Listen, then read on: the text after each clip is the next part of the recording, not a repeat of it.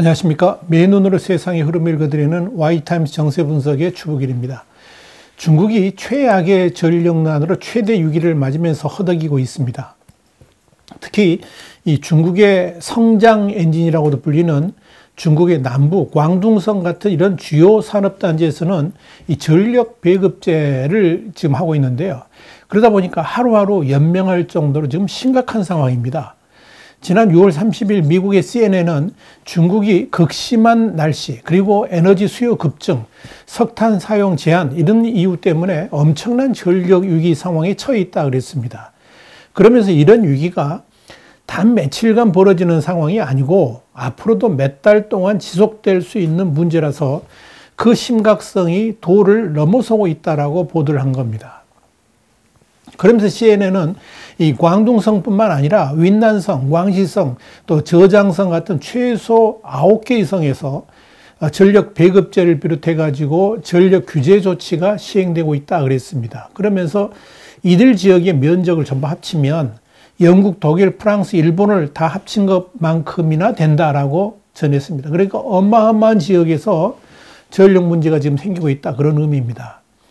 특히 이 광둥성만 하더라도 중국 국내 총생산 그러니까 GDP의 10% 이상을 차지하고 전체 무역의 25%를 담당하는 지역이기 때문에 이런 남부 지역의 전력 위기는 중국 경제 자체를 혼돈성으로 빠져들게 할 수도 있다라고 CNN은 경고를 했습니다. 이 광둥성의 전력 부족이 이렇게 주목을 받는 것은 이 광둥성의 통신업체인 하웨이를 비롯해 가지고요. 가전업체인 메이디와 TCL 그 전기차 업체인 미야디, 또 애플 부품 공급사인 입신정밀, 파운드리 업체인 중신구어지, SMIC를 말하는 거죠. 이런 중국의 주요 업체들의 본사, 또 생산기지, 이런 것들이 몰려있는 이 중국 산업의 핵심 포스이기 때문에 그렇습니다. 그러면서 CNN은 중국에서 이처럼 전방위적인 전력 제한 조치가 이루어진 건 10년 만이라 그러면서 중국은 17개 성의 전력 사용을 제한했던 2011년 이후에 가장 심각한 에너지 부족에 직면했다라고 설명을 했습니다. 실제로 이 광둥성 정부는 성내의 모든 기업에 대해서 전력 사용을 최대한 자제하라 이런 지침을 내렸는데 이에 따라서 올해 말까지 연말까지 오후 피크타임에 공장 가동을 최소한으로 유지를 해야 됩니다. 또 일주일에 며칠씩 의무적으로 공장 가동을 중단해야만 됩니다. 중국의 경제 전문 매체인 차이신도 지난 5월 중순부터 이 광둥성의 성도인 광주, 선전, 주하이, 동간 같은 17개 도시에 전력 소비 제한 조치가 발령됐다라고 보도를 했습니다. 그러면서 차이씨는 이 둥관에서는 공장을 일주일에 4일간만 돌리고 3일은 문을 닫으라 이런 지침이 내려졌다 이렇게 보도를 했습니다. 유럽연합 상공회의소의 의장인 클라우스 젠켈도 회원사 가운데서 80여 개의 기업이 주중에 며칠 동안 영업을 중단하라는 정부의 명령을 하달받았다 그러면서 당연히 이 생산에 영향을 미칠 수밖에 없을 것이다 이렇게 CNN에 전했습니다. 더 심각한 건 이런 전력난이 지난 겨울부터 이어지고 있다는 점입니다. 금방 해결될 일이 아니라는 의미죠. 지난 겨울에도 이 공장이 몰려있는 이 광둥성은 물론이고 수도 베이징과 상하이를 넘어가지고 서부의 스촨성 그리고 내이먼구까지 심각한 전력난 때문에 어려움을 겪었었습니다. 그러다 보니까 대규모 정전 사태까지 속출한 바가 있었죠. 문제는 이런 전력난이 중국 경제에 미칠 영향입니다. CNN은 중국의 경제 전문가인 얀친의 말을 인용해 가지고 이 전력 배급은 불가피하게 경제에 타격을 줄 것이라고 했습니다. 이 전력 제한 공급 대상 업체들이 지난해 중국 전력의 70% 이상을 사용을 했고 이들 기업으로 인해 가지고 중국이 지난해 경제 성장 회복을 견인했는데 이 전력 제한 공급은 어쩔 수 없이 이들 기업의 매출 하락으로 이어지면서 중국 경제에 악영향을 미치게 된다 하는 것이 CNN의 지적입니다. 가장 큰 우려는 중국의 전력 부족 때문에 이제 글로벌 공급 체인의 붕괴로 이어질 수도 있다는 겁니다. CNN은 중국의 알루미늄이라든지 주석 같은 주요 금속 제품 생산 지역인 윈난성에서 생산 자체가 급감을 하면서 이건 단순한 중국만의 문제가 아니라 이 글로벌 공급 체인에까지 영향을 미치면서 세계 경제마저 휘청거리게 만들 수 있다라고 보도를 했습니다. 이 CNN에 이어서 중국의 전력난은 중국과 세계 경제의 원투펀치를 날리는 셈이라 그러면서 간신히 회복하던 중국 경제와 글로벌 공급망에 큰 타격을 줄 수 있다라고 전했습니다. 중국이 왜 이렇게 심각한 전력난을 겪게 됐을까요? CNN은 중국의 전력난이 심각해진 가장 중요한 이유 중에 하나가 바로 석탄 가격의 급등이라고 진단을 했습니다. 실제로 중국 국가통계국에 따르면 지난달 초에 중국의 석탄 가격은 톤당 878위안이었는데 한 15만 원 정도 됩니다. 이게 작년하고 같은 기간보다 약 70% 이상 급등을 했습니다. 문제는 이 중국의 전력 비용을 정부가 통제를 하고 있기 때문에 이 석탄 가격이 올랐다고 그래가지고 전기요금을 올릴 수가 없습니다. 근데 그렇기 때문에 석탄 가격이 급등을 하게 되면 어쩔 수 없이 전력 발전을 줄일 수밖에 없다는 그런 체제, 이게 문제입니다. 현재 중국의 전기 발전 중에서 석탄이 차지하는 비율은 무려 60%나 됩니다. 가뭄이 이어지면서 생산량이 줄어든 수력 발전 16%고요. 원자력 발전 2%밖에 되질 않습니다. 그러니까 절대적으로 석탄의 비중이 크다는 거죠. 자, 이런 상황에서 중국 공산당 창당 100주년 기념일을 앞두고 대대적인 안전점검을 이유로 해가지고 중국 내 탄광 생산 작업도 전면 중단됐습니다. 이게 또 석탄 부족의 또 원인이 됐습니다. 그러나 뭐니 해도 중국 전력난을 가져온 가장 큰 이유가 뭐냐면 호주와의 무역 분쟁이라고 CNN은 분석을 했습니다. 2019년만 해도 중국 석탄 소비의 60% 이상을 차지했던 호주산 석탄을 지난해 호주 정부가 이 코로나19 기온조사를 요구했다는 이유로 무역 장벽을 높이면서 사실상 수입을 전면 중단한 것이 지금의 전력 위기를 초래했다 하는 이야기입니다. 그러면서 이 발전소의 석탄 재고도 급감하기 시작한 겁니다. 실제로 2020년 이 호주산 발전용 석탄의 대중국 수출량은 3,485만 톤이었는데요. 전년 동기 대비 30.2%가 감소한 겁니다. 특히 후반 몇 달 동안 수입량은 제로에 가까웠습니다. 아예 수입을 안 한 거죠.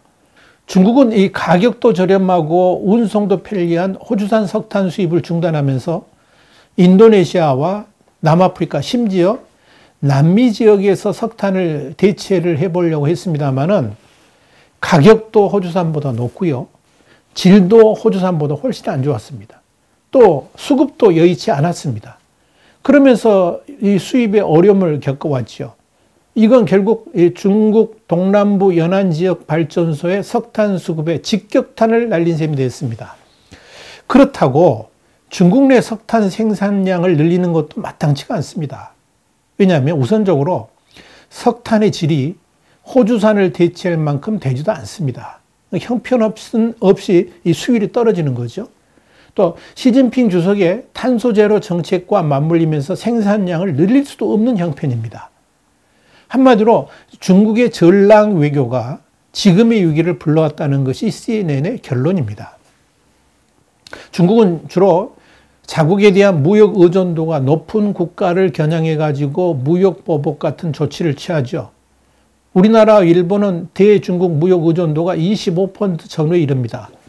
그리고 호주도 30%를 넘어갑니다. 그렇기 때문에 이 호주에 대한 무역 보복으로 호주가 중국에 무릎을 꿇을 것으로 예상을 했던 겁니다. 그런데 정반대의 현상이 일어나면서 중국이 외려 된통당하고 있는 셈입니다.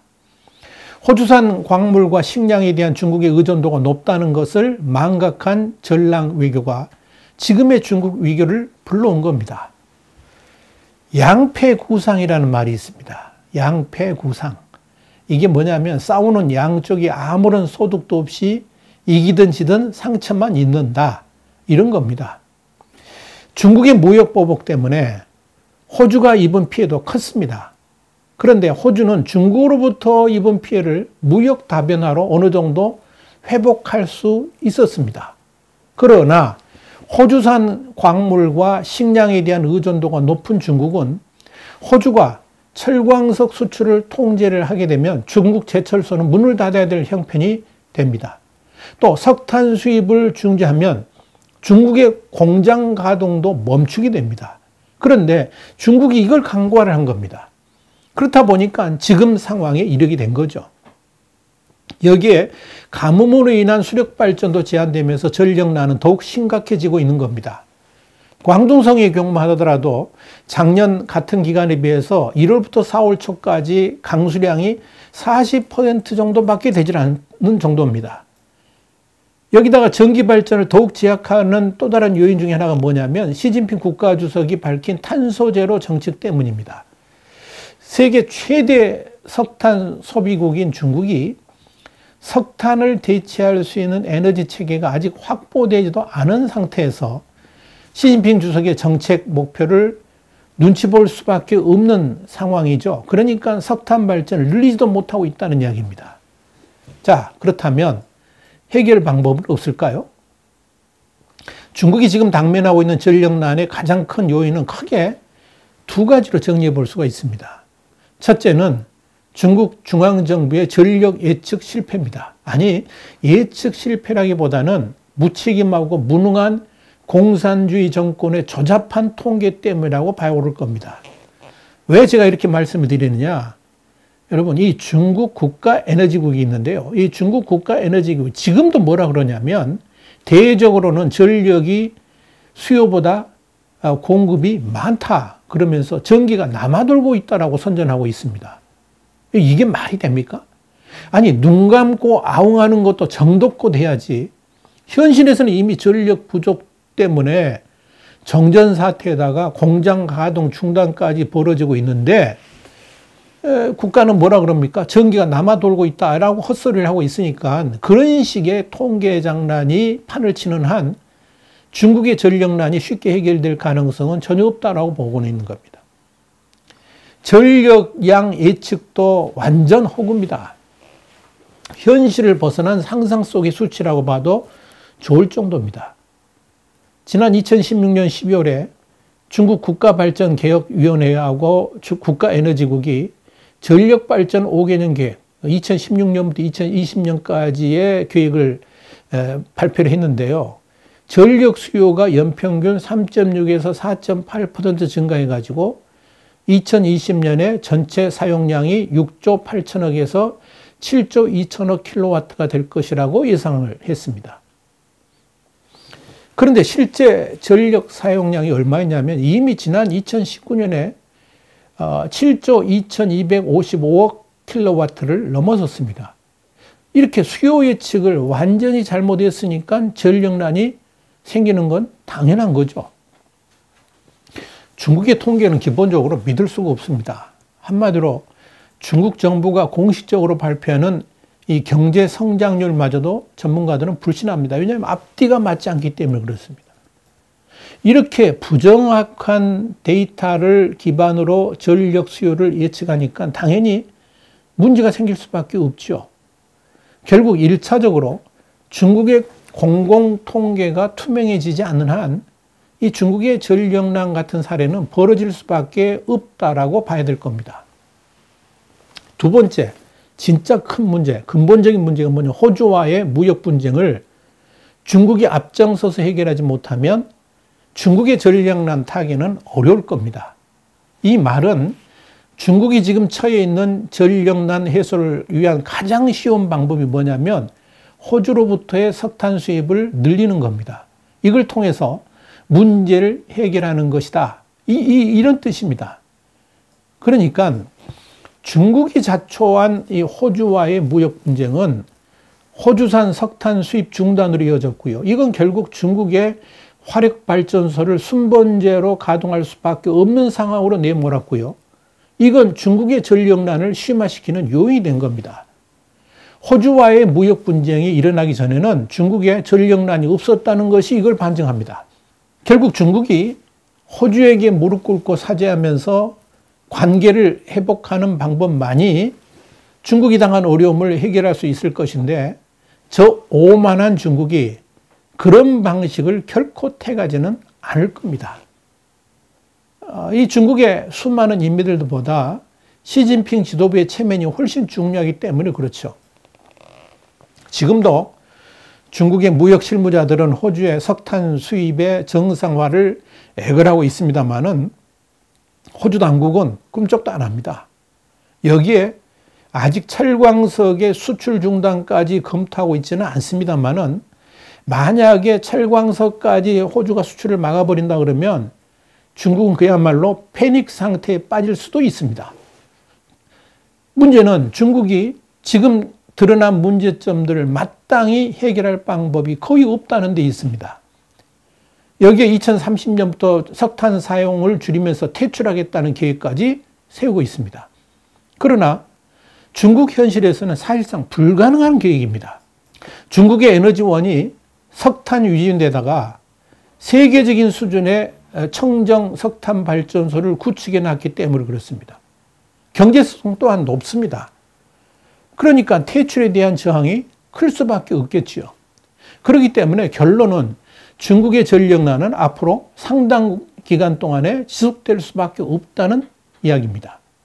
중국 당국하고 선전 매체들은 광둥성을 비롯한 중국 내의 전력난이 일시적인 문제라 그러면서 금방 극복될 수 있을 것이다라고 주장을 합니다만은 제가 분명히 장담컨대 이건 사실과 거리가 멉니다.